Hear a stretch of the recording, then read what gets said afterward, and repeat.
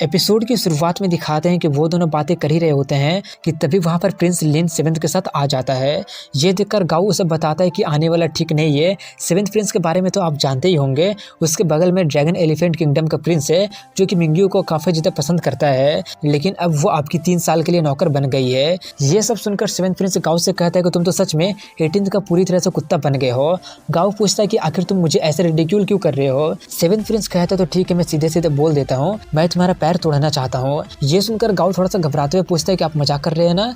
लिन आगे बढ़ते हुए कहता है कि तुम पहले एक इंपीरियल मर्चेंट हुआ करते थे जो कि ऑनेस्टली अपना बिजनेस किया करते थे, लेकिन अब जबकि तुमने 18th का साइड चुन ही लिया है तो मुझे ब्लेम मत करना रूड होने के लिए। और अपने लोगों से कहता है कि सेवेंथ प्रिंस की बात मानकर जाकर उसका पैर को तोड़ दो, अगर मना करते हो तो तुम्हारे फैमिली को खत्म कर दी जाएगी। ये सुनकर वो सभी लोग जाने लगते हैं और सेवेंथ प्रिंस काफी ज्यादा खुश होकर कह रहा होता है कि अब तुम्हें पता चलेगा कि जब एक कुत्ता दूसरा को फॉलो करना शुरू कर देता है तो क्या होता है। तभी किंसु रोकते हुए कहता है क्या तुम लोगों को ऐसा लगता है कि जैसे कि मैं यहाँ पर एग्जिस्ट करता ही नहीं हूँ। सेवेंथ प्रिंस कहता है कि एक कुत्ता तुम्हारे इंटरवल का वर्दी नहीं है। किंसु उसके कंधे पर हाथ रखते हुए कहता है कि अगर इसका नाम का मतलब कुत्ता है भी तो भी क्या हो गया, ये असली में कुत्ता थोड़ी है। मैं 18th सन ऑफ गॉड हमेशा इसे अपने भाई के जैसा ट्रीट करता हूँ। ये देखकर गाओ खुशी का आंसू रोने लगता है। तभी प्रिंस लिन कहता है कि उसके जैसा नौकर को अपने भाई के जैसा ट्रीट करते हो, ऐसा शब्द तो सिर्फ तुम्हारे मुंह से निकल सकता है। सेवेंथ प्रिंस कहता है कि ये मत भूलो कि युवा सेट का ट्रेजर को हमने खरीदा है जिसे कि तुमने बेचा है, लेकिन अब तो तुम उसे बचा रहे हो, देखकर कहीं वो तुम्हें काट ना ले। गाओ कुछ कहने की कोशिश करता है लेकिन किंसु उसे रोकते हुए कहता है कि कुछ एक्सप्लेन करने की जरूरत नहीं है, मुझे इससे कोई भी फर्क नहीं पड़ता कि पहले तुम कैसे थे, लेकिन इन कुछ दिनों में तुम मेरे लॉयल और फेथफुल थे। ये सुनकर प्रिंस लिन कहता है क्या लॉयल और फेथफुल थे। गाओ भूलो मत कि ड्रैगन एलिफेंट किंगडम में तुम्हारा फैमिली अभी भी नीचे दर्जे की फैमिली है। मैं तुम्हें एक चांस और दे रहा हूँ, जल्दी से 18th को छोड़कर मेरा कुत्ता बन जाओ, अगर नहीं तो जब तक तुम्हारी फैमिली मेरा किंगडम में रहेगी तुम कभी भी अपने स्टेटस को चेंज नहीं कर पाओगे। ये सुनकर वो कहता है कि आपको नहीं लगता कि ये थोड़ा सा इनअप्रोप्रिएट है, वैसे भी इन सबका गाओ फैमिली से कुछ लेना देना है ही नहीं। लिन कहता है कि मैंने कह दिया ना, लेना देना है का मतलब है जब मैं वापस जाऊंगा तो गाओ फैमिली को हेल में पहुंचा दूंगा। ये सुनकर गाओ थोड़ा सा घबरा जाता है और उससे काफी ज्यादा विनती करने लगता है उन्हें जाने देने के लिए। वो कहता है कि मेरे सामने नील डाउन करके दिया कि भीख मांगो और मेरा जूता चाट कर साफ करो, अगर तुम ऐसा करते हो तो मैं उन्हें जाने देने के बारे में सोच सकता हूँ। सेवेंथ प्रिंस कहता है कि तुम शांति के साथ तो रहना चाहते हो लेकिन तुम गलत पर्सन के साथ हो, उसके जैसा सन ऑफ गॉड के पास तो कोई पावर है ही नहीं, अगर तुम उसे फॉलो करते रहोगे तो तुम्हारा कुत्ता वाला लो स्टेटस और भी ज्यादा लो हो जाएगा। तभी वो चिल्लाकर कहता है बस बहुत हुआ, तुम लोग मुझे वैसे ट्रीट कर सकते हो, इंसल्ट कर सकते हो, लेकिन किंसु को वैसे ट्रीट नहीं कर सकते हो। सेवेंथ कहता है कि ये कुत्ता सच में जानता है कि अपने मालिक को कैसे प्रोटेक्ट करना है और वो आगे बकबक कर ही रहा होता है कि तभी बाई पीछे से आकर उस पर अपने हथौड़े से हमला कर देती है। ये देखकर उसके लोग काफी ज्यादा हैरान हो जाते हैं और जल्दी से जाकर उसे उठाते हैं। ये देखकर वो चिल्लाने लगा होता है कि मुझ पर दोबारा हमला करने की आखिर तुम्हारी हिम्मत कैसे हो गई।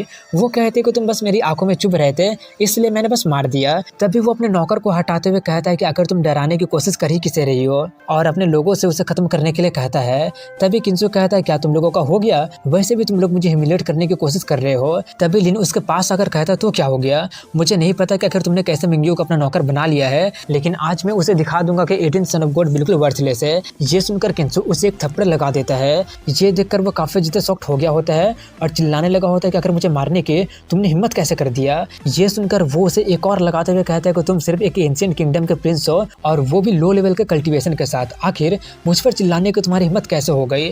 दूसरा थप्पड़ खाकर वो जल्दी से पीछे हट जाता है और कहता है कि कोई जाकर उसे खत्म कर दो, मैं इसे अपने सामने गिरा हुआ देखना चाहता हूँ। और उससे कहता है कि मेरा वॉरियर मार्शल ड्रीलम के पीक पर है और तुम तो सिर्फ एक बिगिनर हो, अब मैं देखता हूँ कि तुम उसे कैसे रजिस्ट कर सकते हो। तभी किंसु अपने युवान पल की मदद से उसके वॉरियर को धूल चटा देता है। ये देखकर लिन हैरान हो ही रहा होता है कि तभी किंसु उसे घुसा मारकर फेंक देता है और कहता है क्या तुम्हें मारना गलत है। वहीं पर लिन काफी ज्यादा गुस्से में उठते हुए कहता है कि एल्डर वांग अगर आप अभी कुछ नहीं करेंगे तो कब करेंगे। ये सुनकर उसके एल्डर वांग बाहर आते हुए कहता है कि 18th सन ऑफ गॉड चुपचाप हार मान लो, क्योंकि चाहे जो भी हो जाए तुम मेरा अपोनेंट नहीं हो। अगर मेरे ऊपर एलिफेंट ड्रैगन किंगडम का एहसान नहीं होता तो मैं कभी भी तुम्हारे जैसे कमजोर के खिलाफ एक्शन लेता ही नहीं। उसे देखकर गाओ उसे बताता है कि लाओ हुआंग पास्ट में एलिफेंट ड्रैगन किंगडम से ट्रैवल कर रहा था और 18 स्टोरी ऑफ हिल केव को एक्सप्लोर कर रहा था, लेकिन इस प्रोसेस के बीच में वो काफी ज्यादा जख्मी हो गया था और एलिफेंट ड्रैगन किंगडम ने ही उनका हेल्प किया था और वहाँ पर वांग लाओ को एक स्पेशल इविल कल्टीवेशन को भी कल्टीवेट करने का मौका मिला था, जिसका यूज करके वो लोगों की स्पिरिचुअल पावर को पूरी तरह से चूस लेते हैं। इसलिए ज्यादातर लोग उसे नहीं प्रवोक करने के बारे में ज्यादा पसंद करते हैं, क्योंकि फाइट में उनका पूरा स्पिरिचुअल पावर ही खत्म हो जाता है, कल्टीवेशन अबोलिश हो जाता है, यहाँ तक कि कुछ लोग मारे भी जाते हैं। इसलिए आपको थोड़ा सा केयरफुल रहना पड़ेगा। तभी वहाँ पर एक बंदा आकर किंसु से कहता है कि कजन यहाँ पर। उसे देखकर किंसु थोड़ा सा कंफ्यूज हो रहा होता है कि आखिर ये कौन है। ये देखकर वो उसके पास जाकर कहता है कि आपने मुझे कुछ सालों में देखा नहीं, क्या आप मुझे भूल ही गए हैं? मैं तो आपका कजन लुओ ग्वानदाओ हूँ। क्या आप भूल गए कि आप मुझे वो वाली किताबें दिया करते थे? ये सुनकर किंसु जल्दी से उसका मुंह बंद करते हुए कहता है कि मुझे याद आ गया है, और बताता है कि ये असली ओनर का मदर की बहन का बेटा है। लुओ फैमिली भी एक ग्रेट इमोर्टल फैमिली है और ये एक एरिस्टोक्रेटिक फैमिली में से भी एक है। ऐसा कहा जाता है कि लुओ ग्वानदाओ इन्नेट ताओइस्ट के जैसा बोर्न हुआ है, इसलिए इसका नाम लुओ ग्वानदाओ है। जिसे कि पुराना वाला किंसु काफी सारे बुरी चीजें सिखाया करता था। उदाहरण के लिए वो उसे हमेशा काफी सारे 18+ किताबें और कॉमिक्स देते रहता था। इतना सोचकर वो उसके मुंह पर से अपना हाथ हटाता है। ये देखकर लुओ पूछता है कि आखिर आप ये कर क्या रहे थे? तभी वहाँ पर उसकी बहन लुओ यून आकर कहती है उससे दूर रहो, और 18th को भी उससे दूर रहने कहती है। ये देखकर लुओ कहता है कि ये तो आपका भी कजन है, लेकिन आप इसके साथ ऐसा बर्ताव कैसे कर सकती है? वो कहती है अपना मुंह बंद रखो, मुझे डर है कि उसके साथ रहने पर तुम गलत रास्ते पर जा सकते हो। उसे देखकर किंसु बताता है कि ये इसकी बहन है। पास्ट में पुराने किंसु के कारण लुओ लगभग एक लिटिल डीमन किंग बन गया था और काफी सारा बेकार और गलत काम करने लगा था। एक बार तो वो अपने ही लुओ फैमिली के ट्रेजर को चुरा कर बेचने की कोशिश कर रहा था, लेकिन पकड़ा गया था। उसके बाद से लुओ फैमिली ने उसे किंसु से कम्युनिकेट करने पर बैन लगा दिया था। तभी वहाँ पर वो दोनों प्रिंस आकर उससे खुद को इंट्रोड्यूस करते हैं। उन्हें देखकर वो कहते हैं क्या तुम लोगों का किंसु के साथ कुछ प्रॉब्लम है क्या? 7th प्रिंस कहता है हाँ, लेकिन आपको फेस देने के लिए और मून डायनेस्टी और लुओ फैमिली के बिजनेस के लिए हम अभी के लिए उसे जाने दे रहे हैं। ये देखकर लिन काफी ज्यादा भड़क जाता है। 7th प्रिंस कहते हैं कि मिस लुओ को थोड़ा सा फेस दो, लुओ फैमिली एक एंशिएंट फैमिली है, इसलिए किंसु बच नहीं पाएगा, बाद में हम लोग उससे अपना हिसाब बराबर कर लेंगे। तभी लुओ ग्वानदाओ अपनी बहन से किंसु को हेल्प करने के लिए कहता है। ये सुनकर वो कहती है कि आखिर मैं उसका हेल्प क्यों करूं, आखिर उसका लाइफ और डेथ से मुझे क्या फर्क पड़ता है? ये सुनकर लुओ का मुंह ही बंद हो जाता है। इसलिए वो किंसु से कहता है क्यों ना तुम मेरी बहन से थोड़ा सा विनती कर लो, ताकि वो किंसु उसके बात को वहीं पर काटते हुए कहता है कोई जरूरत नहीं है, मैं अपने प्रॉब्लम को खुद ही सॉल्व कर सकता हूँ। ये सुनकर उसका कजन चिल्लाते हुए कहने लगा होता है क्या तुम्हें पता नहीं कि लाओ हुआंग काफी ज्यादा फेमस और ताकतवर है? तभी यून उसका मुंह बंद करवा देती है और कहती है कि अगर वो मुझसे भीख भी मांगता है फिर भी मुझे उससे कोई भी फर्क नहीं पड़ेगा, इसके जैसा रिलेटिव होना तो लुओ फैमिली के लिए भी शर्म की बात है। किंसु पूछता है कि अगर मैंने पास्ट में ग्वानदाओ को थोड़ा सा बिगाड़ भी दिया था, इसका मतलब कहीं तुम मेरे अगेंस्ट ग्रस्त तो नहीं रखे हुए ना? यून कहती है कि ग्वानदाओ हमारे लुओ फैमिली का होप है। ये सुनकर ग्वान कहता है कि ये इतना भी ज्यादा सीरियस नहीं है। तभी किंसु कहता है कि मेरे हिसाब से तुम काफी ज्यादा सेल्फिश हो रही हो। 3 साल पहले तुम मुझसे मेरे स्पेशल पील मांगी थी जो कि मेरी मदर मेरे लिए स्पेशली छोड़कर गई थी, लेकिन तुम्हें देने के बजाय मैंने उसे खुद ही खा लिया था और उसी वक्त से तुम मेरे अगेंस्ट ग्रज रखने लगी हो। इतना बोलकर वो हमें बताता है कि वो पील काफी ज्यादा स्पेशल था, जैसे कि असली ओनर की मदर छोड़कर गई थी और कही थी कि जब तुम 16 साल के हो जाओगे तब इसे खा लेना। लेकिन जब यून ब्रेक थ्रू के क्रिटिकल मोमेंट में थे तब उसे उस पील के बारे में पता चल गया था और वो उससे मांगी थी। हालांकि पुराना किंसु बहुत ही बड़ा लूजर और गधा था, लेकिन वो खुद ही उसे खा लिया था। वहीं पर वो कहती है कि उस पील का स्पिरिचुअल पावर काफी ज्यादा हाई था, यहाँ तक कि एक किंग लेवल का अल्केमिस्ट भी उसे नहीं बना पाता है। अगर तुम उसे मुझे दे दिए होते तो मेरा कल्टीवेशन लेवल और भी कितना ज्यादा बढ़ गया होता है, लेकिन मुझे देने के बजाय तुम उसे खुद ही खा लिए थे, उससे तो कोई फर्क पड़ा भी नहीं और तुम पहले के जैसे ही कचरा रह गए। आखिर तुमने इतना ज्यादा कीमती चीज को बर्बाद क्यों कर दिया? किंसु कहता है क्योंकि वो मेरा था। मैं तुमसे ये पूछना चाहता हूँ कि आखिर तुम्हें ऐसा क्यों लगा था कि मैं उसे तुम्हें दे दूंगा? क्या तुम्हारा चेहरा काफी ज्यादा खूबसूरत है या फिर तुम्हारा कप साइज बड़ा है? ये सुनकर वो काफी ज्यादा भड़क जाती है और उनसे कहते हैं कि 18th को हमारी फैमिली से कोई भी लेना देना नहीं है। अगर तुम लोग उसके कल्टीवेशन को खत्म भी कर देते हो या उसे मार ही क्यों नहीं देते हो, तुम लोग जो चाहे वो कर सकते हो। ये सुनकर वो सभी लोग काफी ज्यादा खुश हो जाते हैं और वांग को उसे खत्म करने के लिए कहते हैं। ये देखकर वांग उससे कहता है कि जैसा कि यंग मास्टर लुओ ग्वानदाओ ने कहा कि हमारे एबिलिटी में जमीन आसमान का फर्क है, दूसरे को ये नहीं बोलने देना चाहता हूँ कि मैं आपको बुली कर रहा हूँ, इसलिए मैं सिर्फ तुम पर एक ही मूव चलूंगा और अगर तुम इससे सर्वाइव कर जाते हो तो मैं तुम्हें छोड़ दूंगा। ये सुनकर गाओ जल्दी से उसके पास आकर कहता है कि मैं इसे संभालता हूँ, अब जल्दी से जाकर भागिए।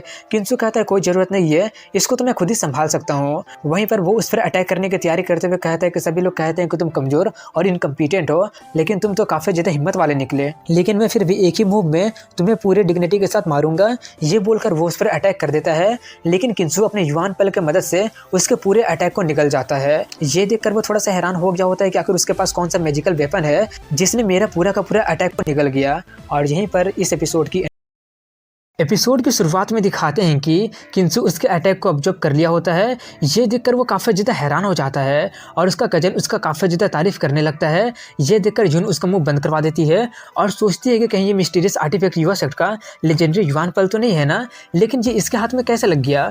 वहीं पर हुआंग कहता है कि अगर ऐसी बात है तो मैं एक मूव और चलूंगा। ये बोलकर वो दोबारा से अटैक करने ही वाला होता है कि तभी किंसु उसे रोक देता है और कहता है कि तुमने तो कहा था कि तुम सिर्फ एक ही मूव चलोगे, लेकिन अब क्या तुम चीटिंग करना चाहते हो? ये सुनकर वो अपना तलवार को वापस रखते हुए कहता है कि मैंने तुम्हें अंडर एस्टिमेट कर दिया था, इसलिए किंसु वहां से जाने लगता है। लेकिन ये देखकर लिन उसे रोकने के लिए सेवन प्रिंस से कहता है कि हम उसे बिल्कुल भी नहीं जाने दे सकते हैं। ये सुनकर सेवन प्रिंस उससे कहता है कि चलो एक बार और कम्पीट करते हैं और अगर इस बार हम जीत जाते हैं तो। किंसु उसके बात को वहीं पर काटते हुए कहता है क्यों, क्या मैं तुम्हें इडियट दिखता हूँ जो कि बार बार खुद पर अटैक करने दूंगा। ये सुनकर वो लोग उसे भड़काने की कोशिश करते हुए कहते हैं क्यों, तुम्हें डर लग रहा है क्या? अगर ऐसी बात है तो मान लो कि तुम एक बहुत ही बड़ा लूजर हो। किंसु कहता है कि ये वाला ट्रिक मुझ पर काम नहीं करेगा। तभी हुआंग कहता है कि उस वक्त मैंने तुम पर अटैक किया था, क्यों ना इस पर तुम मुझ पर हिट करो। ये सुनकर लिन चिल्लाकर बोलने लगा होता है कि वो बिल्कुल सही बोल रहे हैं, क्या तुम्हारे पास ये करने की हिम्मत है? वहीं पर किंसु कहता है तुम्हें मारने की हिम्मत? सॉरी बट मैं अपना हाथ गंदा नहीं करना चाहूंगा। ये सुनकर वो दोनों भड़क जाते हैं और चिल्लाने लगे होते हैं कि लाओ हुआंग अभी भी खड़ा है और फाइट करने के लिए तैयार है, लेकिन तुम फिर भी हिम्मत नहीं कर रहे हो। अगर आज तुम हम लोगों को नहीं पीटोगे तो आज हम लोग तुम्हें जाने ही नहीं देंगे। ये सुनकर किंसु शक्ल बनाकर कहता है कि तुम लोगों ने मुझे खुश कर दिया है, तुम लोग इतना ज्यादा चीप हो गए हो कि मुझसे पीटने के लिए भीख मांग रहे हो। अगर ऐसी बात है तो ठीक है, लाइन में लग जाओ। अगर तुम दोनों मुझे 1-1 लाख स्पिरिचुअल स्टोन देते हो तो मैं तुम्हें पीटने के लिए अग्री करूंगा। ये सुनकर सेवेंथ प्रिंस काफी ज्यादा हैरान हो जाता है और कहता है क्या 1 लाख, तुम तो कुछ ज्यादा मांग रहे हो। दूसरा कहता है कि मार भी हम ही खाएंगे और पैसा भी हम ही देंगे, ये कहाँ का लॉजिक है। किंसु कहता है कि तुम लोगों को चीफ किसने बना दिया है, दो नहीं तो मैं जा रहा हूँ। ये बोलकर वो वहां से जाने लगता है। ये देखकर वो दोनों के दोनों काफी ज्यादा सॉफ्ट हो गए होते हैं और तभी सेवेंथ प्रिंस उसे रोककर उसे 1 लाख स्पिरिचुअल स्टोन दे देता है। दूसरा कहता है कि मेरे पास अभी उतना पैसा तो नहीं है, लेकिन मेरा किंगडम का ट्रेजर है जिसका कीमत 1 लाख से कम नहीं होगा।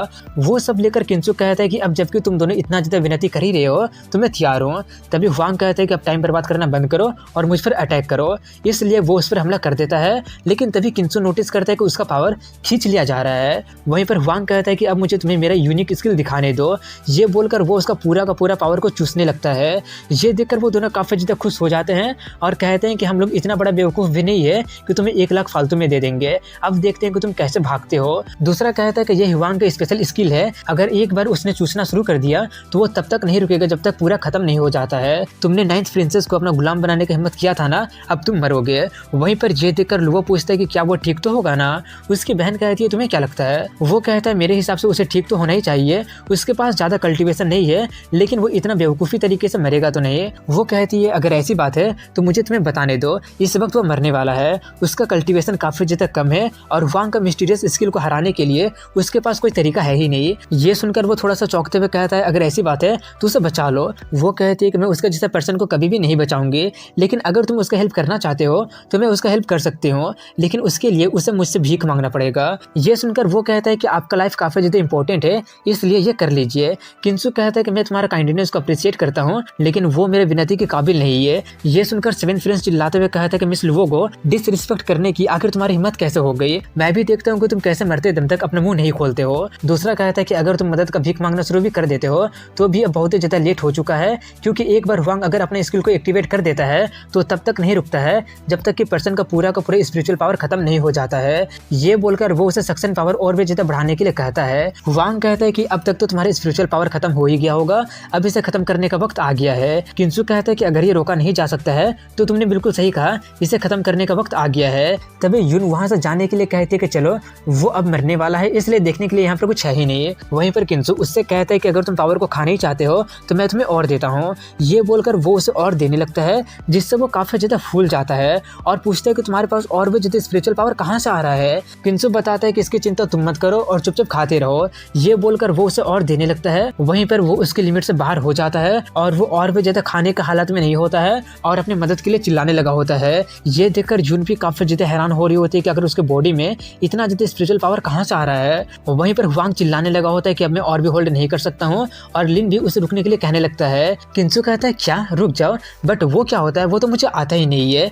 ये बोलकर वो उसे और देने लगता है, जिससे वो फट जाता है, जिसे देखकर वो सभी लोग काफी ज्यादा हैरान हो जाते हैं। और जून सोच रही होती है कि आखिर इतना कम कल्टीवेशन होने के बावजूद भी उसके बॉडी में इतना सारा स्पिरिचुअल पावर कहाँ से आ गया और क्यों है। वहीं पर लिन उस पर चिल्ला रहा होता है कि मैंने तुम्हें रुकने के लिए कहा था, लेकिन तुम फिर भी ना रुककर उसे इंजर्ड कर दिया, आखिर ये करने की तुम्हारी हिम्मत कैसे हो गई। ये सुनकर किंसु फिर से उसे एक थप्पड़ खींचकर लगा देता है और कहता है कि तुम कौन होते हो मुझे रुकने के लिए बोलने के लिए, और मैं रुक जाऊंगा। वो अपना गाल पकड़कर कहता है कि मैं ड्रैगन एलिफेंट किंगडम का प्रिंस हूँ, आखिर मुझे बार बार मारने की तुम्हारी हिम्मत कैसे हो गई, अब तुम बिल्कुल भी नहीं बचोगे।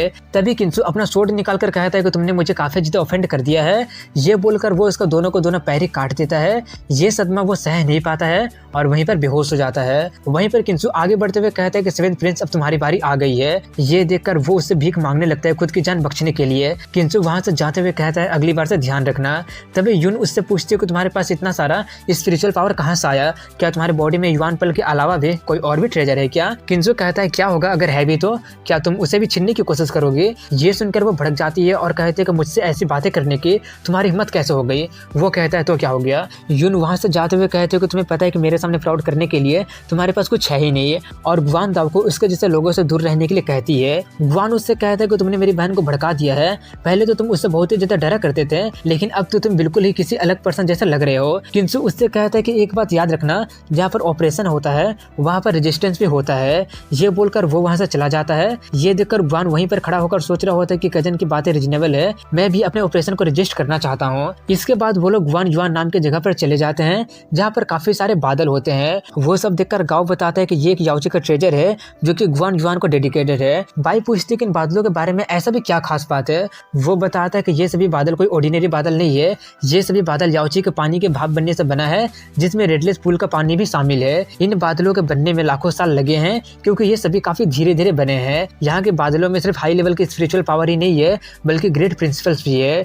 लेजेंड्स ये भी कहते हैं कि ग्रेट एम्परर एक बार इन क्लाउड्स को यहाँ से देखे थे और ऐसा कहा जाता है कि एम्परर बनने के लिए वो काफी ज्यादा मददगार साबित हुआ था। और आगे इशारा करते हुए कहता है कि अब पीच फ्रूट बांटने का वक्त आ गया है। वहीं पर मौजूद सभी लोग आपस में बातें कर ही रहे होते हैं कि क्लीन काफी ज्यादा पावरफुल है ना, और होली मेडन भी काफी ज्यादा ब्यूटीफुल है। ये दोनों तो सच में इमोर्टल कपल है जो लोग पेयर होने के लिए ही जन्म लिए हैं। जो पर्सन उसके साथ बात करने के लिए एलिजिबल होगा वो तो क्लीन ही होगा। दूसरा कहता है कि ऐसा जरूरी भी नहीं है, इस बार युवा सेट का 3 सन ऑफ गॉड भी आया है और एलिफेंट ड्रैगन और मून डायनेस्टी के लोग भी आए हैं। तीसरा कहता है कि तुम्हें नहीं पता कि क्लीन कितना ज्यादा पावरफुल है। इस जनरेशन के क्लीन डिवाइन क्लैन के लोग पिछले जनरेशन से कहीं ज्यादा पावरफुल और सुपीरियर है, और एंसेस्टर ड्रैगन एबिसिस के सन से भी कंपेयर किया जा सकता है। माना कि यहाँ पर 3 सन ऑफ गॉड आए हुए हैं, लेकिन सबसे ताकतवर वाला सन ऑफ गॉड तो आया ही नहीं है। और अगर बात करें 18 सन ऑफ गॉड की तो उसके बारे में बात करना ही बेकार होगा। वहीं पर क्लीन उससे पूछता है कि मैं सोच रहा हूँ कि आप इनके कमेंट्स के बारे में क्या सोचती है। वो कहते हैं कि मुझे लग रहा है कि वो लोग 18 के बारे में जो कुछ भी बोल रहे हैं वो सब। क्लीन उसकी बातों को वहीं पर काटते हुए कहता है कि मैं तो 18 के बारे में केयर भी नहीं करता हूँ, वो तो मेरे आंखों में भी नहीं है। मेरा मतलब था कि वो लोग बोल रहे थे कि हम लोग परफेक्ट कपल है और सिर्फ मैं ही आपके साथ बात लेने के लिए क्वालिफाई हूँ। वो उससे दूर आकर कहते हैं कि आप एक मजाक को सीरियसली कैसे ले सकते हैं। तभी वो फिर से उसके करीब आकर कुछ कह ही रहा होता है, लेकिन तभी वहाँ पर किंसु आकर उन दोनों को अलग कर देता है और पूछता है कि तुम क्या कर रहे हो। वो पूछता है कौन हो तुम? किंसु अपने बारे में बता देता है। क्लीन पूछता है कुछ हुआ है क्या? किंसु कहता है कि तुमने अभी कहा कि मैं तुम्हारी आंखों में भी नहीं हूँ। ये बोलकर वो होली मेडन को अपने करीब लाकर हक करते हुए उससे कहता है तो क्या अब मैं आई कैचिंग लग रहा हूँ? ये देखकर सभी लोग बातें करने लगे होते हैं कि वो क्लीन के सामने ही उसे हक कर रहा है। आखिर वो करने की कोशिश ही क्या कर रहा है? क्या वो क्लीन से कम्पीट करने के बारे में तो नहीं सोच रहा है ना? क्लीन पूछता है क्या तुम मुझे भड़काने की कोशिश कर रहे हो? तभी वहाँ पर होली मदर आ जाती है, इसलिए सभी लोग उन्हें रिस्पेक्ट पे करने लगते हैं। वो आकर कहती है कि ऐसा लग रहा है जैसे कि दोनों के दोनों होली मेडन के साथ बात करना चाहते हैं, लेकिन सिर्फ वही बात करने के लिए क्वालिफाई होगा जो आज का टेस्ट पास कर पाएगा। क्लीन कहते हैं कि होली मेडन कोई ऐसा वैसा चीज नहीं है जिसे कोई भी कचरा छू सकता है, लेकिन वहीं पर किंसु उसका गाल खींचते हुए कह रहा होता है कि अगर तुम्हारा गाल इतना ज्यादा सॉफ्ट कैसे है। ये देखकर उसका दिमाग काफी ज्यादा खराब हो रहा होता है। तभी होली मेडन किंसु को दूर करके होली मदर से कहती है कि सभी लोग यहाँ पर आ चुके हैं, तो क्या अब हम लोग फेस्टिवल को शुरू करें।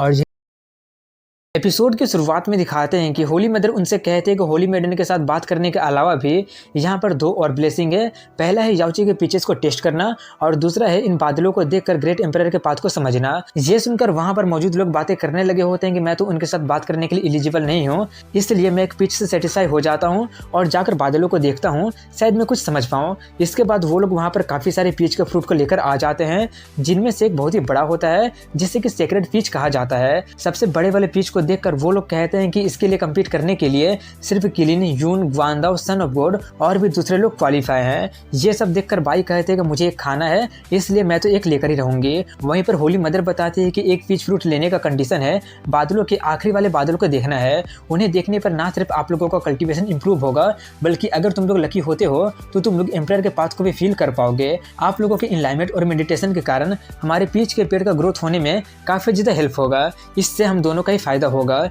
ये सब सुनकर वो लोग आपस में बातें करने लगे होते हैं कि ये तो काफ़ी अच्छी बात है कि इससे दोनों का ही फ़ायदा हो रहा है। वहीं पर वो कहते हैं कि क्लाउड को देखकर जो भी लोग सबसे ज़्यादा हेवन और अर्थ के लोग को समझ पाएंगे, ये सबसे बड़ा वाला पिच उसे ही दे दिया जाएगा। वहीं पर क्लिन किंसु का मजाक उड़ाते हुए कहता है कि 18th सन ऑफ गॉड, तुम ही सबसे पहला पर्सन हो जो मेरे सामने एरोगेंट हुए हो। मैंने तो सुना है कि तुम सबसे बड़े कचरे हो। अगर ऐसी बात है तो पता नहीं युवा ने क्यों तुम्हें यहाँ पर भेज दिया है, लेकिन मुझे लगता है कि तुम आखिर तक एक भी पिच को स्मेल भी नहीं कर पाओगे। तुम ज़्यादा चिंता मत करो, जब मैं सबसे बड़ा वाला पिच को जीत लूंगा तो तुम्हारे लिए उसका बीज छोड़ दूंगा। तभी होली मदर कहती है कि यहाँ पर एक एक्सेप्शन है और वो है 18th सन ऑफ गॉड। उसी ने जोंगयांग स्क्रिप्चर को ढूंढा है, इसलिए रिजल्ट चाहे जो भी हो उसे एक पिच जरूर मिलेगा। ये बोलकर उसे एक दे दिया जाता है। ये बोलकर किंसु उन्हें थैंक्स बोलकर उसे क्लिन को दिखा दिखाकर खाने लगता है और कहता है कि ये टेस्ट के साथ साथ स्मेल भी काफ़ी अच्छा कर रहा है। ये देखकर उसका दिमाग काफ़ी ज़्यादा खराब हो जाता है। इसके बाद उनका बादलों को देखने का वक्त आ जाता है, इसलिए सभी लोग देखने लगते हैं। तभी सिस्टम उसे टेम्परेरी साइन इन टास्क देता है और वो होता है बादलों में साइन इन करना। ये सुनकर वो थोड़ा सा कंफ्यूज हो जाता है कि बादलों में साइन इन कैसे किया जाए। तभी होली मेडन सबको बादलों को नहीं छूने के लिए बोलकर बताती है ऐसा करना काफ़ी ज़्यादा खतरनाक हो सकता है, वो तुम लोगों को चोट भी पहुंचा सकते हैं और मार भी सकते हैं, इसलिए सभी लोग देख सकते हैं बट छूना मत। लेकिन अगर कोई ग्रेट एम्परर के पाथ को इनलाइट कर देता है तब वो उस पाथ के जरिए जाकर बादलों को छू सकता है, लेकिन ये सिचुएशन लगभग नामुमकिन है। ये सुनकर किंसु सोचता है कि ये वाला टास्क तो काफी ज्यादा मुश्किल लग रहा है। वहीं पर क्लिन इनलाइट कर दिया होता है। ये देखकर होली मदर कहती है कि आप तो सच में एक्स्ट्रा ऑर्डिनरी है, आपने कितना जल्दी हेवन और अर्थ के फर्स्ट लोग को इनलाइट कर दिया है। तभी क्लिन किंसु का मजाक उड़ाते हुए कहता है कि आई होप कि तुम कुछ इनलाइट कर पाओ, नहीं तो सबके सामने तुम्हारा मजाक बन जाएगा। वहीं पर यून भी इनलाइट कर ली होती है। ये देखकर वो उसे भी कांग्रेचुलेशन कहती है। तभी गुआन एक ही बार में 3 लोग को समझ लेता है। ये देखकर कुछ लोग काफी ज्यादा हैरान हो जाते हैं और कहते हैं कि इननेट साउथ ईस्ट के बॉडी से बिल्कुल यही उम्मीद किया जा सकता है, उसका एडवांटेज उसे यहाँ पर मिल रहा है। गुआन को देखकर होली मदर कहती है एक ही बार में 3 आर्टिकल, ऐसा तो यहाँ पर 10,000 सालों में भी नहीं हुआ था। वहीं पर किंसु कुछ कर ही नहीं पा रहा होता है। ये देखकर बाइजू उससे कहते हैं कि जल्दी से हार्डवर्क करो क्योंकि मुझे इमोर्टेलिटी पिल खाना है। वो कहता है मैं चाहता हूँ लेकिन यहाँ पर मेहनत करना काफी बेकार है। ये बोलकर वो सोचता है कि यहाँ पर क्रॉसओवर करके आया हुआ मुझे ज्यादा टाइम नहीं हो रहा है और मैं इस वर्ल्ड को अभी तक पूरी तरह से समझ पाया ही नहीं हूँ और हेवन और अर्थ के लोग को समझना तो काफी दूर की बात है। इस हालत में इन लोगों से कम्पीट करना तो काफी ज्यादा इम्पॉसिबल है। यहाँ पर तो ये लोग जन्म लेने के बाद काफी सारे कई तरह के मेडिकल वाटर से बात लिए हैं। ऐसा लग रहा है जैसे कि ये वाला साइन इन टास्क मेरे हाथ से निकल गया। तभी बाइजू उसका मजाक उड़ा देती है कि तुम तो सच में यूजलेस निकले। ये सुनकर वो कहता है कि अगर ऐसी बात है तो खुद ही जाकर क्यों नहीं कर लेती हो। वो कहती है ठीक है मैं करके दिखाती हूँ। ये बोलकर वो जाकर करने लगती है और वो एक ही बार में एक्टिवेट कर लेती है। उसे देखकर सभी लोग बातें करने लगे होते हैं कि देखो वहां पर भी किसी ने इनलाइट कर दिया है, आखिर वो कौन है और वो अपना चेहरा क्यों ढकी हुई है। एक कहता है कि वो तो 18th सन ऑफ गॉड के बगल में खड़ी थी, शायद वो उसका मेड हो सकती है। क्या आजकल के मेड इतना ज्यादा पावरफुल होने लगे हैं। वहीं पर वो देखते ही देखते दूसरे लोगों को भी इनलाइट कर देती है। ये देखकर उन लोगों को बकबक रुकता ही नहीं है और वहीं पर किंसु भी सोचता है क्या वो सच में मुझसे बेहतर है। इतना सोचकर वो क्लीन का मजाक उड़ाने लगा होता है कि तुमने तो सिर्फ 2 ही लोगों को इनलाइट किया है और मुझे तो अपने हाथ का भी यूज करने की जरूरत नहीं है। ये देखकर उसका दिमाग काफी ज्यादा खराब होने लगता है और वो कहता है डैम आखिर वो लड़की कौन है। उसका क्वालिफिकेशन के साथ तो वो लड़की वर्ल्ड शॉकिंग कहलानी चाहिए और देखकर वो जानी पहचानी क्यों लग रही है। वहीं पर किंसु काफी खुश होकर कहता है कि मैं अपने मेट को करने दे रहा हूँ ताकि लोग मुझसे ये ना कहे कि मैं तुम लोगों को बुली कर रहा हूँ। ये देखकर क्लीन काफी ज्यादा भड़क जाता है और वो कहता है कि मैं तुमसे कैसे हार सकता हूँ। ये बोलकर वो एक इनलाइनमेंट पिल निकाल लेता है और वो गोल्ड क्वालिटी का होता है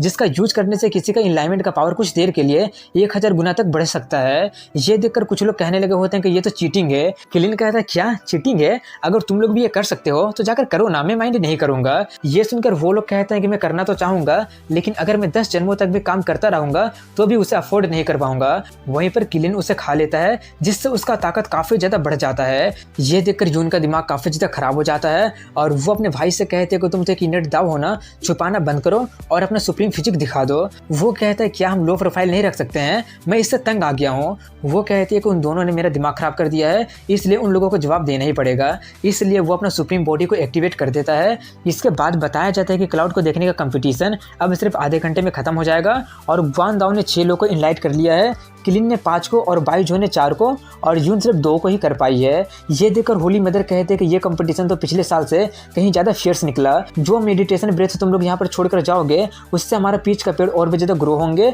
जो कि सबके लिए काफ़ी ज़्यादा अच्छी बात है। वहीं पर क्लिन काफ़ी ज़्यादा पावर का यूज करके 7 लोगों को इनलाइट करके रैंक 1 में चला जाता है। ये देखकर वो लोग बातें कर रहे होते हैं कि अलाइनमेंट फील्ड तो सच में काफ़ी ज़्यादा पावरफुल है और यून उससे कहते हैं कि अपने पावर के दम पर तुम भी नंबर 1 बन सकते हो। वो कहता है बट मेरा अभी मूड नहीं है। ये सुनकर वो कहते हैं तो इसका मतलब तुम्हें पीच नहीं चाहिए क्या? वो कहता है कि ये काफ़ी ज़्यादा थका देने वाला काम है, मैं अपने स्ट्रेंथ को बचा कर रखना चाहूंगा और अगले लेवल में ब्रेक थ्रू करना चाहता हूँ। ये सुनकर वो गुस्से में कहते हैं कि लगता है कि तुम पर किंसु का असर हो गया है, लेकिन कोई बात नहीं, हमने किंसु को सप्रेस कर दिया है, इसलिए इतना ही काफ़ी है। वहीं पर किंसु उससे कहता है इसे जारी रखो, तुम्हें किंसु से आगे निकलना ही पड़ेगा। वो कहते हैं कि मुझे डर है कि अगर मैं थोड़ा सा और मेहनत करती हूँ तो ये देखकर सभी के सभी लोग बहुत ही ज़्यादा हैरान हो जाएंगे। किंसु पूछता है आखिर तुम्हारा मतलब क्या है? अगर तुम मेहनत नहीं करोगी तो तुम्हें सीक्रेट पिच मिलेगा ही नहीं। वो कहते हैं ठीक है मैं करती हूँ। ये बोलकर वो वहाँ से थोड़ी दूरी पर चली जाती है। ये देखकर क्लिन उससे कहता है क्या तुम्हें सच में लगता है कि अपने मेट पर डिपेंड होकर तुम सीक्रेट पिच को पालोगे? सपना देखना बंद करो, क्योंकि तुम चाहे जो भी कर लो एक मेड ही रहेगी। वो मुझसे बेहतर कैसे? ये बात वो पूरा करता है कि तभी वहाँ की धरती हिलने लगती है और आसमान में ड्रैगन और फिनिक्स आ जाते हैं। ये देखकर वहाँ पर मौजूद लोगों को कुछ भी समझ में नहीं आ रहा होता है कि ये अचानक क्या होने लगा है। तभी होली मदर बताती है कि किसी ने ग्रेट एम्पायर तक के पाथ को इनलाइट कर दिया है। ये सुनकर सभी के सभी लोग बहुत ही ज़्यादा हैरान हो जाते हैं और बातें करने लगे होते हैं कि ऐसा आखिर किसने कर दिया होगा। वहीं पर किंसु उससे पूछता है कहीं ये तुमने तो नहीं कर दिया ना? वो कहते हैं कि मैंने बस थोड़ा सा स्ट्रेंथ ऐड किया था, मुझे सच में नहीं लगा था कि ऐसा कुछ हो जाएगा। तभी आसमान से बाइजू के पैरों तक एक पाथ बन जाती है। ये देखकर सभी लोग बहुत ही ज़्यादा हैरान हो जाते हैं और कहते हैं कि ये ग्वान ये क्लिन में से कोई भी नहीं है, बल्कि ये तो किंसु का मेड है। ये देखकर होली मदर भी कहते हैं कि इस मेड के पास तो हेवन का टैलेंट है। ये सुनकर किंसु कहता है कि मैं ट्रेन करने में काफी ज्यादा अच्छा होना इसलिए। वहीं पर ये देखकर कुछ लोग बातें कर रहे होते हैं कि 18 सन ऑफ गॉड कितना ज्यादा लकी है। तभी एक बंदा उसके पास अगर कहता है कि मैं तुम्हारे मेट से शादी करने के लिए तैयार हूँ और उसके बदले मैं तुम्हें 1 मिलियन स्पिरिचुअल स्टोन दूंगा। दूसरा कहता है कि मैं तुम्हारा ब्रदर बनने के लिए तैयार हूँ और बदले में मैं तुम्हें 100 फीमेल डीमंस मजे करने के लिए दूंगा। तभी होली मदर कहती है कि उसे मेड बनाकर रखना काफी गलत बात है, क्यों ना तुम उसे हमारे याउची को ज्वाइन करने दो, वो अगला होली मेडन भी बन सकती है। ये सुनकर उन लोगों को और भी ज्यादा जलन होने लगती है। किंसु उससे पूछता है तुम क्या सोचती हो? वो कहते हैं कि मुझे सीक्रेट पीच खाना है, ये गेम अभी तक खत्म क्यों नहीं हुआ?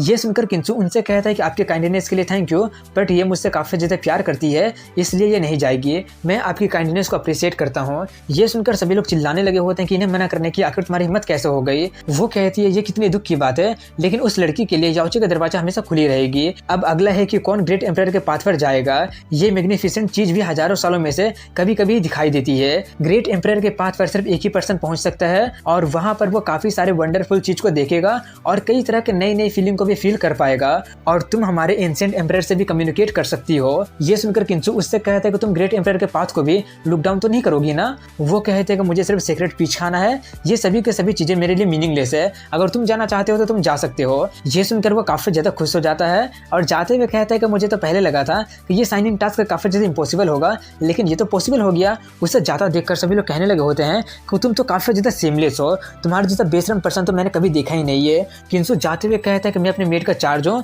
तो मैं कुछ भी कर सकता हूँ। ये बोलकर वो जाने लगता है और जाते हुए कह रहा होता है कि ये बात तो सच में काफी ज्यादा मिस्टीरियस है, मेरे पास के सभी चीजें लगभग गायब भी हो चुकी है और सिर्फ यही पाथ बचा हुआ है, यहाँ तक कि यहाँ पर तो समय नाम का भी कोई चीज है ही नहीं।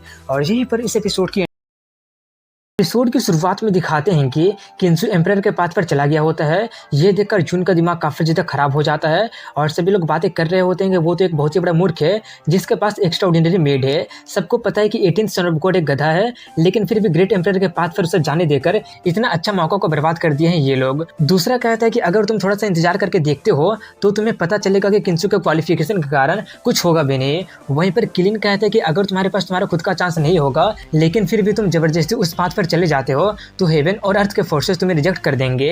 18th सन ऑफ गॉड के साथ बिल्कुल भी ठीक नहीं होगा।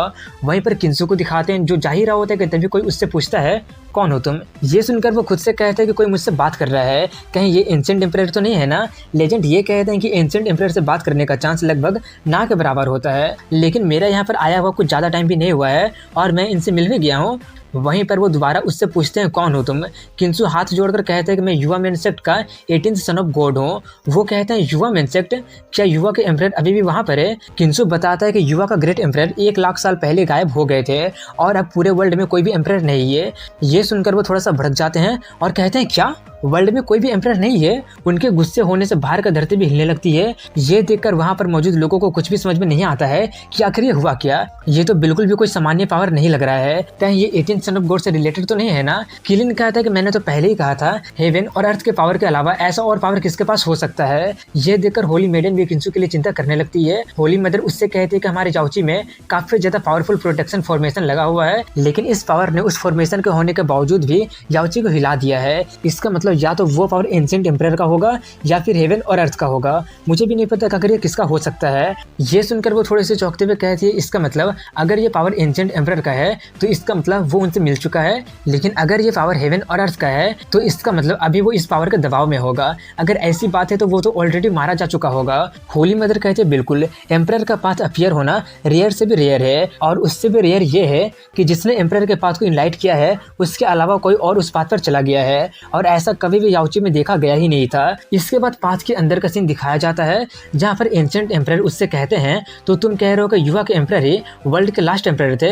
किंसु कहता है नहीं, 80,000 साल पहले आखिरी ग्रेट एम्परर काई फेंग एम्परर ग्रेट एम्परर का पोजीशन को अटेंड किए थे, लेकिन वो काफी कम टाइम में ही गायब हो गए थे और 80,000 साल में कोई भी एम्परर बना ही नहीं है, और ऐसा कहा जाता है कि एम्परर बनने का पाथ भी टूट चुका है। इतना बोलकर वो सोचता है कि अच्छा हुआ कि यहाँ पर आने के बाद मैंने यहाँ का हिस्ट्री बुक पढ़ लिया था, नहीं तो इसका आंसर करना काफी ज्यादा मुश्किल हो जाता। वहीं पर वो कहते हैं एम्परर काई फेंग, मैं समझता हूँ। किंसु आगे बताता है लेकिन इस वर्ल्ड के पावरफुल फोर्सेज और लोग फिर से एम्परर बनाने के पाथ को रिस्टार्ट कर रहे हैं, जिसमें son of God, son of saint और बाकी के लोग पार्टिसिपेट कर रहे हैं।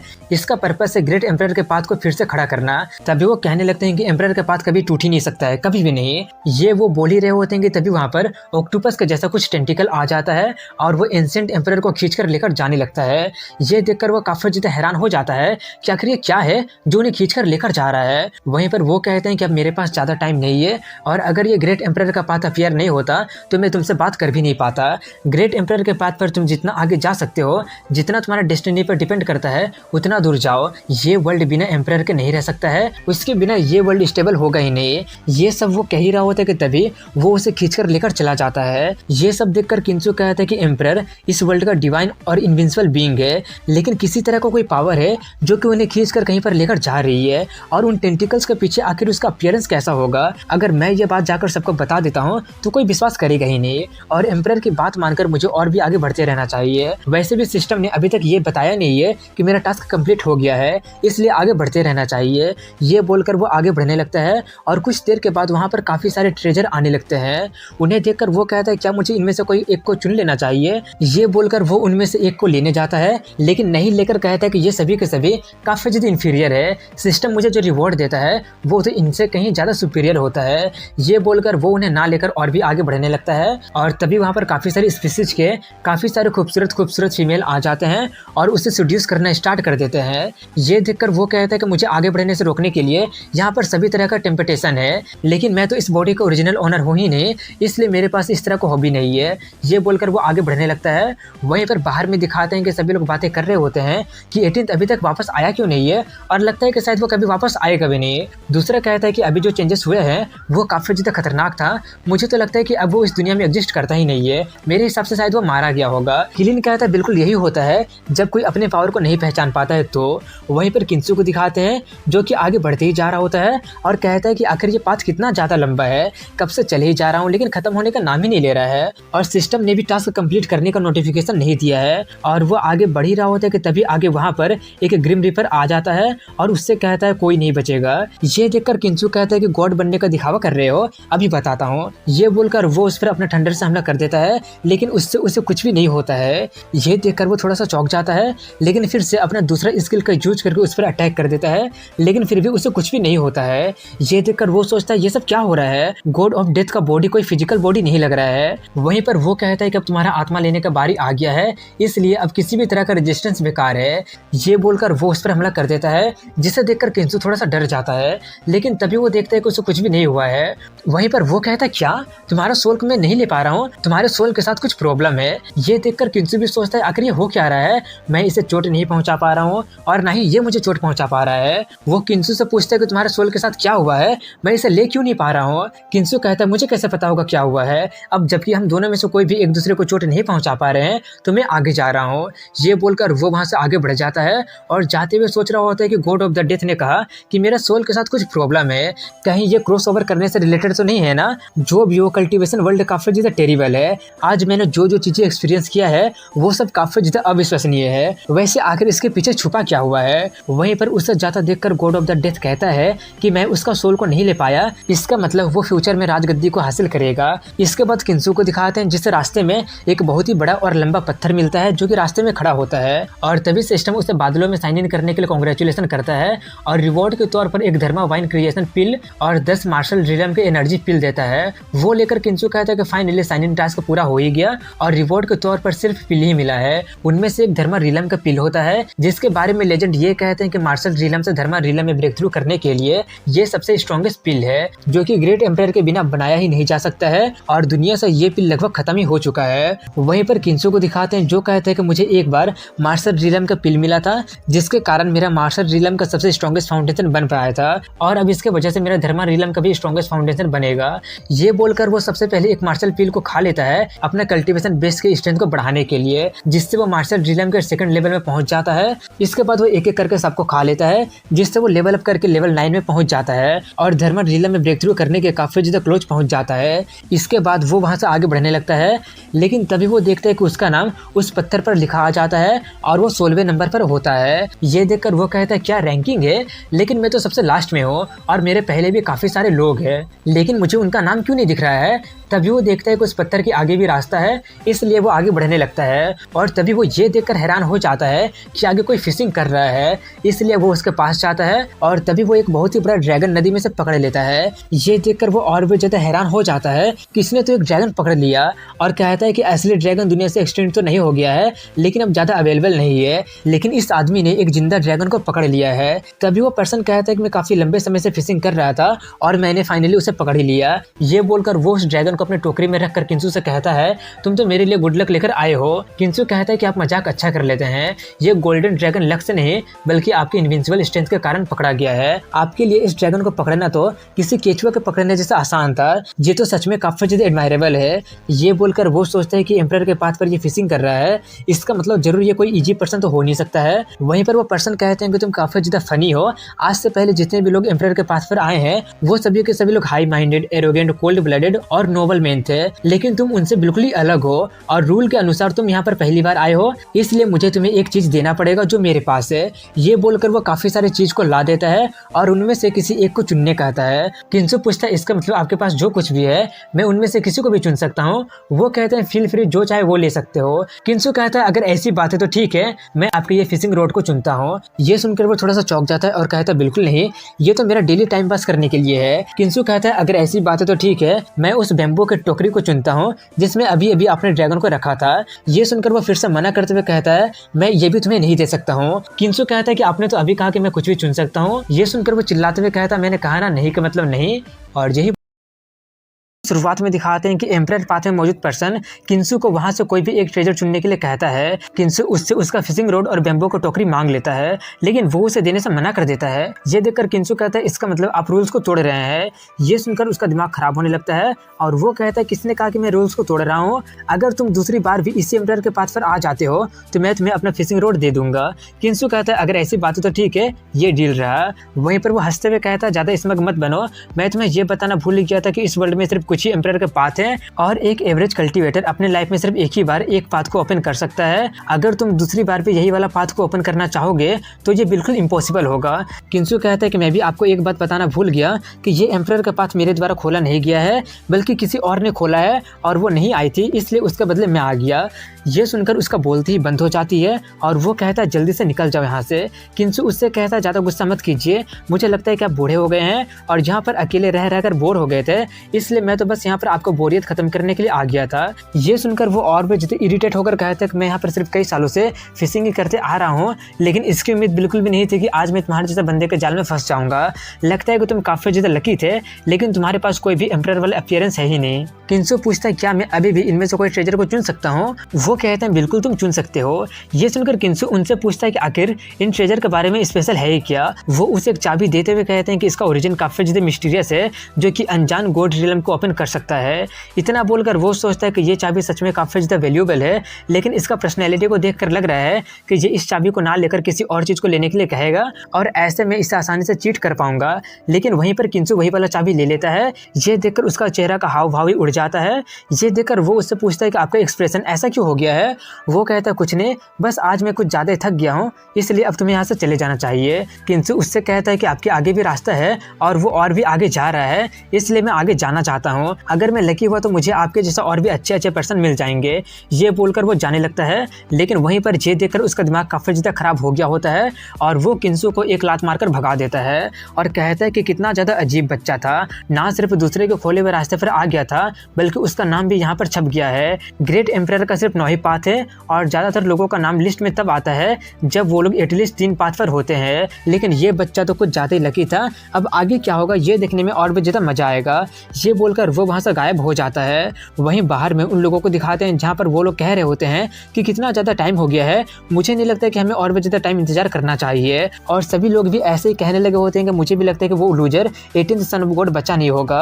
किलिन भी कहता है कि अब ज्यादा देर इंतजार नहीं करना चाहिए, ऐसा तो सभी पिचेस खराब हो जाएंगे और उससे भी जरूरी होली मेडन के साथ बात करने वाला सेरेमनी है। वहीं पर होली मदर बाइजो से कहते हैं कि अब काफी ज्यादा देर हो गया है, मुझे लगता है कि 18th को जरूर कुछ हो गया होगा। बाइजो कहते हैं कि ये तो सिर्फ एक एम्परर का पाथ ही है, क्या हो सकता है अगर वो नहीं आया, इसका मतलब वो वहां पर मजे कर रहा होगा। ये सुनकर वो कुछ बोल ही नहीं पाती है और बाकी के लोग कहते हैं कि उसकी मेट तो काफी ज्यादा टैलेंटेड और एरोगेंट से भरी हुई है और कहते हैं कि अगर किंसु मारा जाता है तो उसका मेट। ये बोलकर वो सभी लोग नाचने लगते हैं। वहीं पर जून अपने भाई से कहते हैं कि यही किंसु का एंड है, अगर तुम एक डिसेंट लाइफ नहीं जीते हो तो तुम्हारा भी किंसु के जैसे हाल हो जाएगा।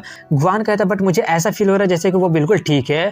वो कहते हैं कि मॉर्टल बॉडी और मॉर्टल लाइफ के साथ आखिर वो ठीक कैसे हो सकता है। तभी वो लोग देखते हैं कि वहां से एम्परर का पाथ गायब होने लगा है। ये देखकर वो लोग थोड़े से हैरान हो जाते हैं और वहां पर मौजूद लोग मजाक उड़ाना शुरू कर देते हैं कि किंसु तो सच में बाहर नहीं आ पाया। ये काफी ज्यादा दुख की बात है कि उसकी मेट एम्परर के पाथ को ओपन कर पाई थी, लेकिन किंसु ने उसे बर्बाद कर दिया। वहीं पर किंसु को दिखाते हैं जो कि वापस आ ही रहा होता है कि तभी अचानक पाथ गायब होने लगता है। ये देखकर वो भी थोड़ा सा चौंक जाता है कि आखिर ये क्या हो गया, लेकिन तभी वहां पर काफी सारे एक तरह की एनर्जी उसमें अब्जॉर्ब होने लगता है जो कि हेवन और अर्थ का लो होता है और उसमें काफी सारे स्पिरिट होता है जिसे वो एक ही बार में अब्जॉर्ब नहीं कर पाता है, लेकिन अब वो उससे अटैच हो जाता है। ये देखकर वो कहता तो क्या यही असली रिवॉर्ड है एम्परर के पाथ पर आने का। वहीं दूसरी तरफ यून बोल रही होती है देखा पाथ गायब भी हो गया है और वो अभी तक बाहर आ भी नहीं पाया है।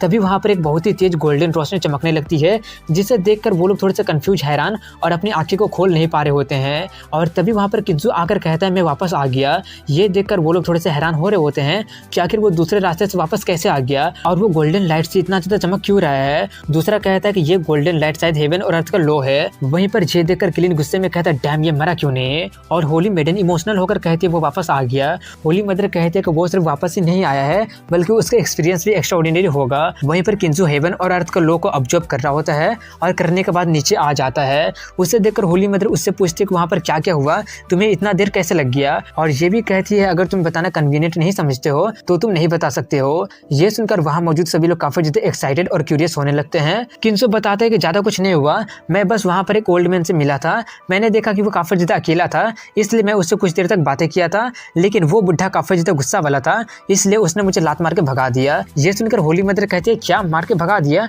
तुमने वहां पर एक पर्सन को देखा। ये देखकर वहां मौजूद लोग बातें करने लगे होते हैं कि जिस तरह से वो वापस आया है वो काफी ज्यादा डेजलिंग था, लेकिन वो बोल रहा है कि उसने एक पर्सन को वहां पर देखा, वो तो सिर्फ फेंक रहा है। और सभी लोग कहने लगे होते हैं कि वो तो सिर्फ झूठ बोल रहा है। किंसु कहता है विश्वास करो या मत करो, वैसे भी मैं तुम लोगों से आर्ग्यू नहीं करना चाहता हूँ। होली मदर कहते हैं कि ग्रेट एम्परर का पाथ तो इनफाइनाइट है और सभी पर्सन का खुद का डेस्टिनी होता है, इसलिए 18th के लिए वहां पर किसी से मिलना इम्पॉसिबल नहीं हो सकता है। वैसे भी हमारे यहाँ पर भी एक रिकॉर्ड है कि हमारे याओची के लॉर्ड अपने एक पूर्वज से मिले थे। दूसरी कहती है कि एम्परर के ग्रेट एम्परर बनने से पहले वो भी पाथ में किसी से मिले थे और किंसु का भी सेम एक्सपीरियंस हुआ है। वहीं पर वो लोग अभी भी इस बात पर विश्वास करने से मना कर रहे होते हैं। तभी होली मदर कहती है कि आज का किंसु का एम्परर का पाथ का ट्रिप काफी ज्यादा अविश्वसनीय था जिसने भीड़ की आंखें खोल कर रख दिया है। और सबसे कहते हैं कि ये ये secret pitch 18 son of God को मिलता है, जिसे सुनकर कुछ लोग थोड़े से हैरान हो जाते हैं और किंजू उसे लेकर किलिन से बोल रहा होता है कि इसका फ्रेगमेंट सच में काफी ज्यादा कमाल का है, क्या तुम इसे स्मेल करना चाहते हो। ये देखकर किलिन का दिमाग काफी ज्यादा खराब हो जाता है। वहीं पर किंजू यून से कहता है कि रिलेटिव होने के कारण मैं तुम्हें इसे छूने के लिए दे सकता हूँ, लेकिन वो अपना मुंह घुमा लेती है। ये देखकर किंजू कहता है कि यहाँ पर तो बंच ऑफ बोर्डिंग लोग है। ये बोलकर वो उसे बाइजू को खाने के लिए दे देता है।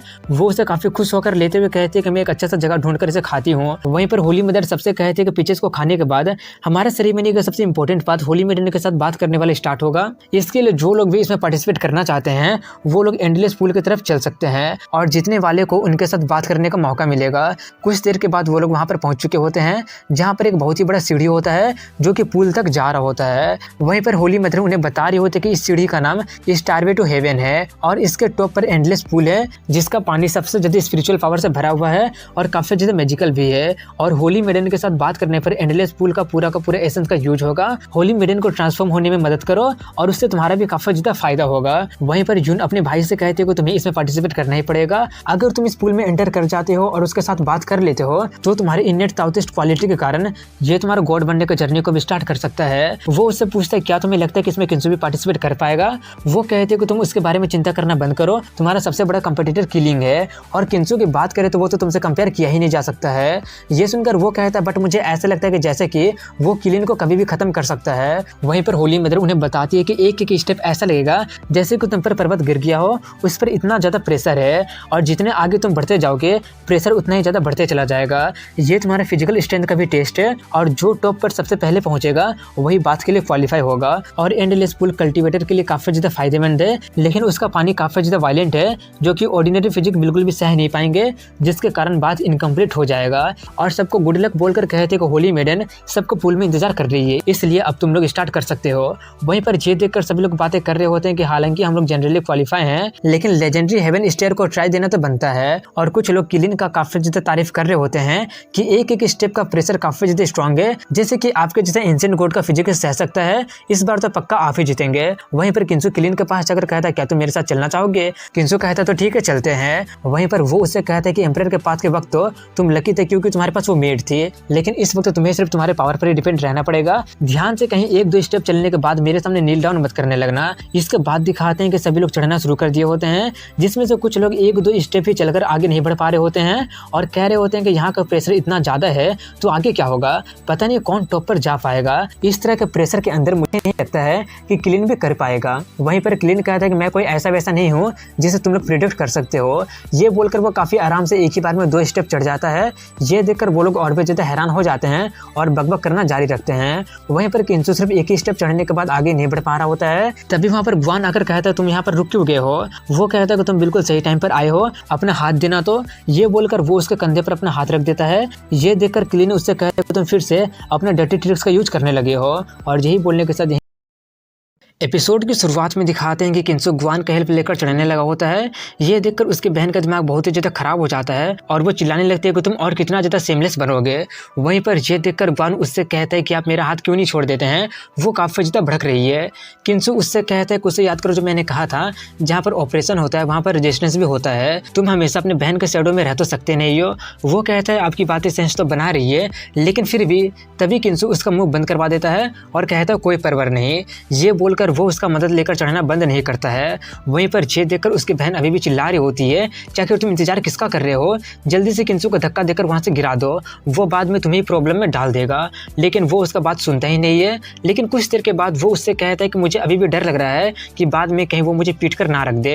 किंजू उससे कहता है बस ऐसा प्रिटेंड करो जैसे कि तुमने उसे सुना ही ना हो। तुम फ्यूचर में एम्परर बनोगे तो तुम एक लड़की से कैसे डर सकते हो, मुझे तुम पर पूरा विश्वास है, तुम ये कर सकते हो। इसी तरह वो उसे अपने बातों में फंसाकर काफी ऊपर तक चला जाता है और किलिन के पास पहुंच जाता है। ये देखकर किलिन उससे कहता है कि तुम्हारा जैसा बंदा टॉप पर बिल्कुल भी नहीं जा सकता है, लेकिन फिर भी तुम होली मेडन के साथ बात लेने का सपना देख रहे हो। अब तो मुझे तुमसे कम्पीट करने की भी जरूरत नहीं है, मुझे तो तुम्हारे साथ जाने में भी शर्म आ रही है। किंजू कहता तो ठीक है, तुम हार मान सकते हो, कोई तुम्हें रोक के नहीं रखा है। ये सुनकर वो उसे इग्नोर करके वहां से आगे बढ़ने लगता है। ये देखकर किंजू गुआन से कहता है कि वो अपने हार्ट में डार्क शैडो को क्रिएट कर रहा है। उसके जैसा लोग कल्टीवेशन में जनरली ज्यादा आगे नहीं बढ़ पाते हैं, इसलिए तुम अपना बेस्ट करो और अपने अपने बहन के इन्फ्लुएंस से बाहर निकल जाओ और खुद का अपना लाइफ जियो। ये सुनकर वो कहता मैं समझ गया हूँ। वहीं दूसरे सीन में बाकी लोगों को दिखाते हैं जो लोग काफ़ी ज़्यादा थक चुके होते हैं और आगे बिल्कुल भी नहीं बढ़ पा रहे होते हैं और ये भी कंप्लेन कर रहे होते हैं कि ये 18 सन ऑफ गॉड तो काफ़ी ज़्यादा बेशरम है। गुआन का पावर का यूज करके वो आगे बढ़ते ही जा रहा है। मुझे तो काफ़ी ज़्यादा जलन हो रही है। मैं भी किसी और का पावर का यूज करके ऊपर जाना चाहता हूँ। उनका साथ देते हुए यून भी कहते कि 18 सन ऑफ गॉड तो सच में ईविल का सोर्स है। उसने कितनी आसानी से गुआन को भी अपने बस में कर लिया है। वो तो मेरा बात भी नहीं सुन रहा है। वहीं सीढ़ी पर गुआन और किंसो को दिखाते हैं जहाँ पर गुआन काफ़ी ज़्यादा थक गया होता है और वो कहता है कि अब मैं आपको और भी आगे लेकर नहीं जा सकता हूँ। किंसो कहता है कोई बात नहीं, अब मैं यहाँ से खुद ही जा रहा हूँ। ये बोलकर वो उस पर से जैसे ही अपना हाथ हटाता है वो अपने घुटने पर आ जाता है। ये देखकर वो काफ़ी ज़्यादा हैरान हो जाता है और उसके फटने लगती है और वो कहता है कि यहाँ का प्रेशर तो सच में काफ़ी ज़्यादा है और वो उससे कहता है कि तुमने मेरी काफ़ी ज़्यादा हेल्प कर दिया है, अब तुम आगे जा सकते हो। इसके बाद बताया जाता है कि अब सिर्फ 3 ही लोग कम्पीट कर रहे हैं, जिसमें से किलिन फर्स्ट प्लेस पर है, गुआन सेकंड प्लेस पर है और किंसो लास्ट प्लेस पर है। लेकिन तभी किंसो को दिखाते हैं जो कि वहीं पर बैठ जाता है। ये देखकर सभी लोग बातें करने लगे होते हैं कि वो उतना दूर गुआन का हेल्प लेकर चढ़ तो गया है लेकिन अब तो बिल्कुल भी हिल नहीं पा रहा है। ये पहली बार है कि मैंने इतना ज़्यादा बेशरम सन ऑफ गॉड को देख रहा हूँ और उन लोगों का बकबक रुकता ही नहीं है। वहीं पर किलिन उससे कहता है कि होली मेडन अब बस कुछ ही स्टेप आगे है, अब जबकि तुम बिल्कुल भी कैपेबल नहीं हो तो तुम अब ये देखोगे कि मैं कैसे उनके साथ बात लेता हूँ। तभी किंसो उठते हुए कहता है किसने कहा कि मैं कैपेबल नहीं हूँ और आगे बढ़ने की कोशिश करने लगता है। गुआन उससे कहता है कि अगर आप कर नहीं पा रहे तो खुद को ज़्यादा फोर्स मत कीजिए, आगे का प्रेशर और भी ज़्यादा हाई है जो कि आपका काफ़ी ज़्यादा फिजिकली डैमेज कर सकता है। और किंसो भी कहता है कि लगता है कि मेरा करंट कल्टीवेशन बेस के कारण मैं सच में आगे नहीं बढ़ सकता हूँ। होली मेडन भी कहती है कि खुद को फोर्स मत करो, अगर नहीं कर सकते तो मत करो। और किलिन भी कहते हैं कि हमारे बीच का गैप इतना बड़ा है, मुझे नहीं लगता कि तुम कुछ और भी कर सकते हो। लेकिन तभी किंसो अपना सन गॉड बॉडी को एक्टिवेट कर लेता है जिसे देखकर सबकी आंखें फटी के फटी रह जाती है और सभी लोग बातें करने लगे होते हैं कि वो तो एक कचरा का डब्बा था ना, तो ये कैसे हो गया, इसका मतलब वो अपना पावर को छुपा के रखा था। यून भी कहती है आखिर मुझे कैसे पता नहीं चला कि उसके पास सन गॉड बॉडी है। वहीं पर किंसो एक ही बार में 2 और 4 स्टेप को पार करके डायरेक्टली किलिन के पास पहुंच जाता है और पूछता है क्या तुम काफ़ी ज़्यादा सरप्राइज हो गए हो। वो कहता है कि ये सच में काफ़ी ज़्यादा सरप्राइजिंग बात है कि तुम्हारे जैसा कचरे के पास गॉडली बॉडी है, लेकिन उस बॉडी के बावजूद भी तुम सिर्फ यहीं तक पहुंच सकते हो और अब तुम्हें यहीं पर रुकना पड़ेगा और अब मैं सिर्फ एक ही स्टेप के बाद जीत जाऊंगा। ये बोलकर वो आगे बढ़ने लगता है लेकिन वहाँ का आखिरी स्टेप का प्रेशर सबसे ज़्यादा होता है जिसके कारण उसे भी थोड़ी सी तकलीफ होने लगती है। लेकिन वो फिर भी काफ़ी ज़्यादा ताकत का यूज करके आगे बढ़ते हुए उससे कहता है कि अब मैं अकेले होली मेडन के साथ वक्त बिताने वाला हूँ और तुम जाकर कहीं पर टाइम पास करो। किंसो उससे कहता है क्या तुम्हें सच में लगता है। ये बोलकर वो अपना ड्रैगन एलिफेंट वाला पावर का यूज करता है जिससे वहाँ का धरती थोड़ी सी टूट जाती है और वो देखते ही देखते टॉप पर पहुंच जाता है, जिसे देखकर किलिन के साथ साथ सभी के सभी लोग बहुत ही ज्यादा हैरान हो जाते हैं। वहीं पर किंसो को दिखाते हैं जो कि जाकर उसका गाल खींचने लगता है। ये देखकर किलिन और भी ज्यादा भड़क जाता है कि आखिर ये पॉसिबल कैसे हो सकता है। ये देखकर गुआन कहता है कि आप तो मेरा भाई बनना डिजर्व करते हैं। ये सुनकर वो सभी के सभी लोग शौक से बाहर निकल जाते हैं और कहने लगते हैं आखिर ये कैसे हो गया। ये तो काफी ज्यादा अविश्वसनीय है कि उसने लास्ट में 3 स्टेप को एक साथ क्रॉस कर लिया है। जितना ऊपर जाओगे प्रेशर तो उतना ही ज्यादा बढ़ता जाएगा ना, और उसके पास सन गॉड बॉडी है लेकिन फिर भी वो ये करने में सक्षम नहीं होना चाहिए था ना। तभी होली मदर कहते हैं हाँ, सन गॉड बॉडी होने के बावजूद भी ये क्या नहीं जा सकता है। लेकिन लास्ट में उसने एक अजीब तरह का पावर का यूज किया जिसके कारण उसका पावर काफी ज्यादा बढ़ गया था, जिसके कारण वो लास्ट स्टेप को आराम से पार कर गया। वहीं पर सभी लोग बातें कर रहे होते हैं कि सभी लोग कहते हैं कि 18th सन ऑफ गॉड कचरा है, बिल्कुल भी कल्टीवेट नहीं करता है, लेकिन लगता है कि वो सभी रूमर्स झूठी है। तभी होली मदर कहते हैं कि इस बार ये कंपटीशन युवा सेक्ट का 18th सन ऑफ गॉड ने जीत लिया है, इसलिए उनके साथ बात करने के लिए किंसो क्वालिफाई हो गया है। ये सुनकर किंसो होली मेडन को अपने करीब लाकर किंसो का मजाक उड़ाते हुए कहता है अब मैं इनके साथ अकेले टाइम बिताने वाला हूँ। ये देखकर उसका दिमाग बहुत ही ज्यादा खराब हो जाता है और वो सोचता है कि मैं गार्बेज से कैसे हार गया, ये तो अनफॉरगिवेबल है। इस बात के बाद एम्बरर का सन का बैटल होना बाकी है, लेकिन इस किंसो ने मेरा पूरा का पूरा प्लान बिगाड़ दिया। बात का सीन दिखाया जाता है जहाँ पर उनका बात होने वाला होता है और वो सभी लोग वहाँ पर एंडलेस पूल में पहुंच चुके होते हैं। तभी किंसो अपना ड्रेस खोलने लगता है। ये देखकर वो शर्माकर कहती है आप ये क्या कर रहे हैं। वो कहता है अनड्रेस कर रहा हूँ, नहाना नहीं है क्या। वो कहती है कि ये सो कोल्ड बाथिंग वो नहीं है जैसा आप सोच रहे हैं। ये बोलकर वो बताते हैं कि ये बाथिंग कंप्लीट करने के लिए हम दोनों को पूल में बने उस प्लेटफॉर्म पर जाकर बैठना पड़ेगा। वहीं पर क्लिन का गुस्सा अभी भी शांत नहीं हुआ होता है और वो कह रहा होता है कि उनके साथ एक गधा बात करने वाला है। इसके बाद दिखाते हैं कि वो दोनों जाकर अपने अपने जगह पर बैठ जाते हैं और Holi mother 18th sun of God से कहते हैं कि स्टार्ट करने से पहले मैं आपको ये याद दिला देती हूँ कि पहली बात, एक बार अगर ये स्टार्ट हो गया तो बीच में रोका नहीं जा सकता है। दूसरी बात, इनके साथ बात करने से आपको बहुत ही ज्यादा फायदा तो हो सकता है, लेकिन एंडलेस पूल का पानी में बहुत ही ज्यादा स्पिरिचुअल पावर है और वो काफी ज्यादा वायलेंट भी है, इसलिए आपको सभी शौक आपको सहना पड़ेगा। अगर आप नहीं सह पाएंगे और चूंकि बीच में रोका भी नहीं जा सकता है, इसलिए 18 सन ऑफ गॉड आप मारे जा सकते हैं। ये सुनकर सभी लोग बहुत ही ज्यादा हैरान हो जाते हैं कि ये तो काफी ज्यादा खतरनाक है और कहते हैं तो इसलिए पास्ट में सिर्फ कुछ ही लोग होली मेडन के साथ बात किए हैं, वो लोग नजर नहीं आते हैं क्योंकि वो लोग मारे जा चुके हैं। वहीं पर होली मदर उससे कहते हैं कि आपके पास अभी भी टाइम है क्विट करने के लिए। ये सुनकर किलिन काफी ज्यादा अकड़ कर कहता है किंसु खुद को ज्यादा ओवर एस्टिमेट मत करो, तुम्हारा कल्टीवेशन बेस बहुत ही ज्यादा लो है, सन गॉड बॉडी होने के बावजूद भी तुम मारे जा सकते हो, चलो जल्दी से क्विट करके मुझे ये चांस दे दो। पास्ट में तुमने मेरा जितना बार भी दिमाग खराब किया था मैं सबको माफ कर दूंगा। लेकिन किंसु शुरू करने के लिए कहता है, इसलिए शुरू कर दिया जाता है, जिससे पूल का पानी वायलेंट होने लगता है। ये देखकर जून कहते हैं कि सिर्फ यहाँ पर खड़ा होने से ही हम इतना ज्यादा स्पिरिचुअल पावर को फील कर पा रहे हैं जैसे कि हम लोग डूबने वाले हैं। ग्वान कहता है और वो लोग तो सेंटर में हैं, इसलिए उन्हें तो और भी ज्यादा स्पिरिचुअल पावर को सहना पड़ रहा होगा ना। तभी जून कहती है और उसके चरित्र को देखते हुए मैं रिजल्ट पहले ही बता सकती हूँ कि वो आज खल्लास होने वाला है। वहीं पर किंसु को दिखाते हैं जो सोच रहा होता है कि एंडलेस पूल का spiritual power ordinary spiritual power से काफी ज्यादा अलग लग रहा है। इस मोमेंट में हालांकि मैं एक तूफान के बीच में हूँ और यहाँ का प्रेशर काफी ज्यादा हाई है, लेकिन मैं फिर भी ये फील कर पा रहा हूँ कि मेरा साइनिटी पहले से कहीं ज्यादा साफ हो पा रहा है। कहीं इसका मतलब एंडलेस पूल का पानी मेरे साइनिटी को साफ और बढ़ा तो नहीं सकता है ना।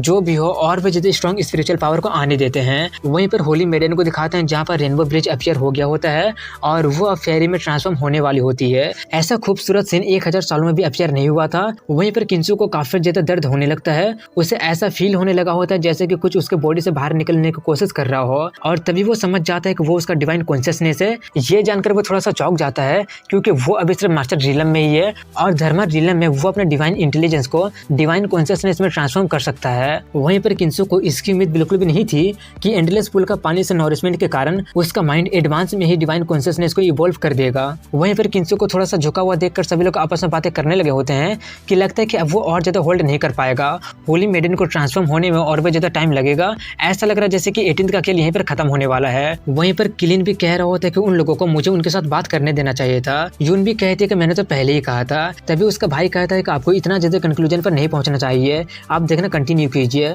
वहीं पर किंसु का डिवाइन कॉन्शियसनेस मास्टर रिलम में जन्म ले लिया होता है जो कि बाकियों से एक कदम आगे होता है, इसलिए मौके का फायदा उठाकर वो उसे वहीं पर ग्रो करने लगता है और अपना सन बॉडी के प्रोटेक्शन को एक्टिवेट कर लेता है क्योंकि प्रेशर वहां पर काफी ज्यादा बढ़ने लगा होता है। वहीं पर ये देखकर जून का दिमाग काफी ज्यादा खराब हो रहा होता है कि आखिर वो अभी तक बचा कैसे है। तभी एंडलेस पूल का पानी ड्रैगन में ट्रांसफॉर्म हो जाता है और उन लोगों पर वायलेंट होने लगता है। ये देखकर होली मदर कहते हैं कि पूरे 1000 साल में किंगियर होली मेडन बनने के लिए सबसे ज्यादा क्वालिफाई है। मुझे यकीन ही नहीं हो रहा कि एंडलेस वाटर अपने आप को ड्रैगन में ट्रांसफॉर्म कर लिया है और 2 लोगों को बैप्टाइज कर रहा है। वहीं पर किंसु को दिखाते हैं जो खुद से कहता है कि एंडलेस पानी सच में काफी ज्यादा मिस्टीरियस है, सिर्फ कुछ ही देर में मेरा डिवाइन कॉन्शियसनेस इतना ज्यादा ग्रो हो गया है और अब मैं इतना ज्यादा एनर्जाइज्ड फील कर रहा हूँ जितना कि पहले कभी भी किया ही नहीं हो। और यही बोलने के साथ यहीं पर इस एपिसोड की एंडिंग हो जाती है।